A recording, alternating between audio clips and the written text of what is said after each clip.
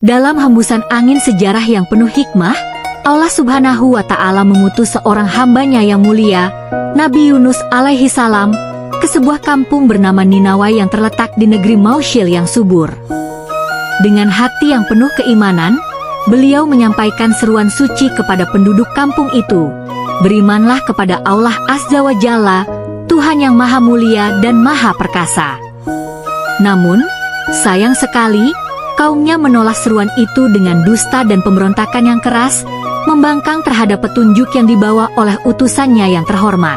Setelah perjuangan dakwah berlangsung dalam waktu yang panjang, penuh dengan penolakan yang menyakitkan hati, Nabi Yunus alaihi salam akhirnya meninggalkan kampung itu dengan perasaan amarah yang mendalam atas ketidakpatuhan kaumnya. Beliau keluar sambil memperingatkan mereka dengan tegas, azab dari Allah akan turun dalam waktu 3 hari ke depan, sebagai balasan atas pengingkaran mereka. Saat Nabi Yunus alaihi salam telah meninggalkan negeri itu, Allah hendak menimpakan azabnya kepada penghuninya. Akan tetapi, di saat yang genting itu, hati penduduk Ninawai berubah. Mereka menyadari dosa besar mereka dan berbondong-bondong bertaubat, kembali kepada ajaran Allah Subhanahu wa Ta'ala dengan penuh penyesalan atas perbuatan buruk yang pernah mereka lakukan terhadap nabi mereka. Dalam tanda kerendahan hati yang tulus, mereka mengenakan pakaian pendeta sebagai simbol penyerahan diri, memisahkan setiap binatang ternak dari anak-anaknya agar ikut merasakan kepedihan taubat. Lalu, seluruh penduduk, laki-laki, perempuan, orang dewasa, dan anak-anak, berteriak memohon ampun kepada Allah Subhanahu wa Ta'ala, menangis terseduh-seduh dalam doa yang penuh kerendahan. Bahkan binatang-binatang mereka pun ikut berpartisipasi dalam adegan yang mengharukan ini. Semuanya bersuara lantang, onta dan anak-anaknya berteriak panik, sapi-sapi betina dengan anak-anaknya meraung-raung, serta kambing-kambing yang sedang bunting pun mengeluarkan suara pilu. Suasana negeri itu menjadi gaduh luar biasa, mencekam seperti badai yang menyelimuti jiwa, penuh dengan tangisan dan permohonan yang menyentuh langit. Maka, dengan kekuasaan Allah yang maha agung dan kasih sayangnya yang tak terbatas, Dia membatalkan azab yang telah dekat itu dari negeri mereka. Sebagai pengingat abadi atas keajaiban taubat dan rahmatnya, Allah Subhanahu wa Ta'ala berfirman dalam Al-Quran Al-Karim, "Dan mengapa tidak ada penduduk suatu kota yang beriman, lalu imannya itu bermanfaat kepadanya selain kaum Yunus? Tatkala mereka, kaum Yunus itu, beriman, kami hilangkan dari mereka azab yang menghinakan dalam kehidupan dunia, dan kami beri kesenangan kepada mereka sampai kepada waktu yang tertentu." Quran Surah Yunus, ayat 98. Sementara itu, Nabi Yunus alaihi salam telah meninggalkan negeri itu dengan hati yang dipenuhi amarah atas perlakuan kaumnya yang durhaka. Beliau pun menumpang sebuah perahu yang siap mengarungi samudera luas, berharap menemukan ketenangan di tempat lain. Namun, di tengah pelayaran yang tenang, tiba-tiba gelombang besar mengamuk seperti amarah lautan yang bangkit. Para penumpang menyadari bahwa perahu mereka kelebihan beban, sehingga nyaris tenggelam ke dasar samudera yang gelap. Dalam keadaan darurat itu, mereka bermusyawarah dan sepakat mengadakan undian untuk menentukan siapa yang harus dilempar ke laut guna meringankan beban perahu. Setelah undian dilakukan, nama yang terpilih adalah Nabi Yunus alaihi salam. Awalnya, para penumpang enggan menerima hasil itu, tetapi ketika undian diulang hingga 3 kali, tetap saja nama beliau yang keluar, seolah-olah ini adalah ketentuan ilahi yang tak terelakkan. Allah Subhanahu wa Ta'ala mengabadikan momen ini dalam firman-Nya yang agung. Sesungguhnya Yunus benar-benar salah seorang rasul. Ingatlah, ketika ia lari ke kapal yang penuh muatan, kemudian ia ikut berundi lalu dia termasuk orang-orang yang kalah dalam undian. Maka ia ditelan oleh ikan besar dalam keadaan tercela. Quran Surah Asy-Syaffat, ayat 139-142. Maka, dengan berat hati, Nabi Yunus alaihi salam dilempar ke tengah lautan yang mengamuk.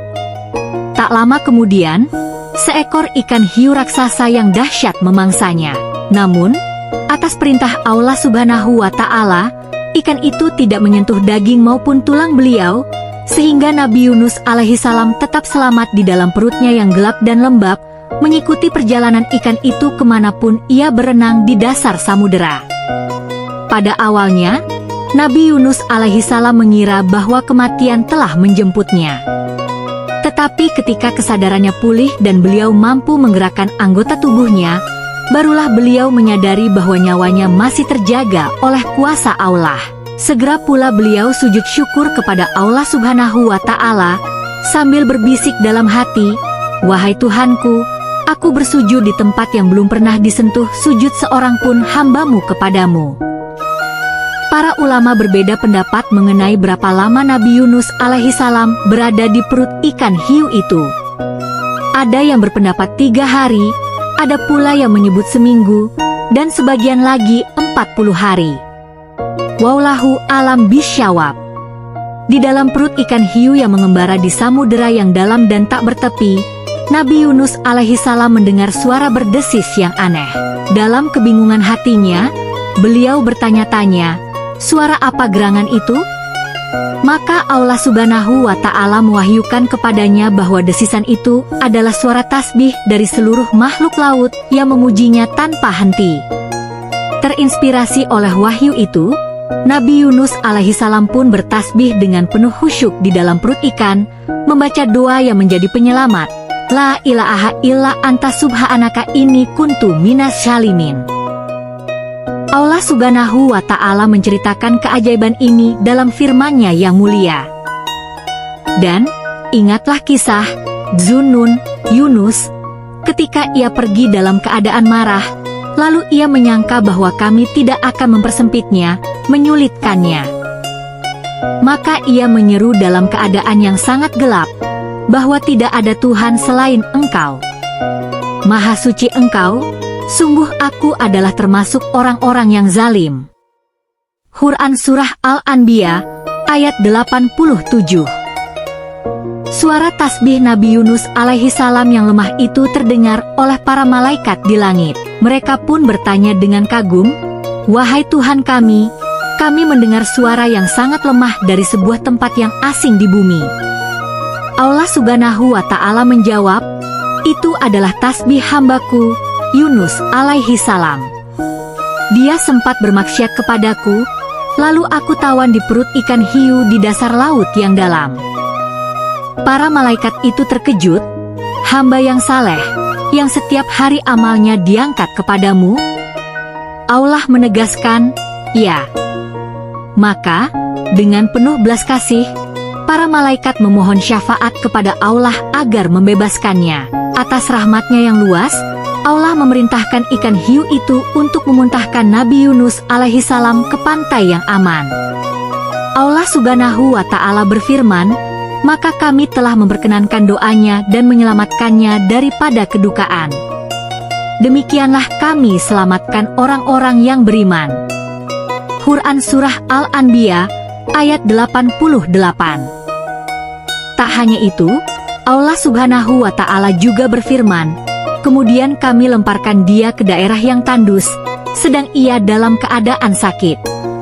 Quran Surah Asy-Syaffat, ayat 145. Nabi Yunus alaihissalam akhirnya terdampar di sebuah tempat gersang yang tak berpohon.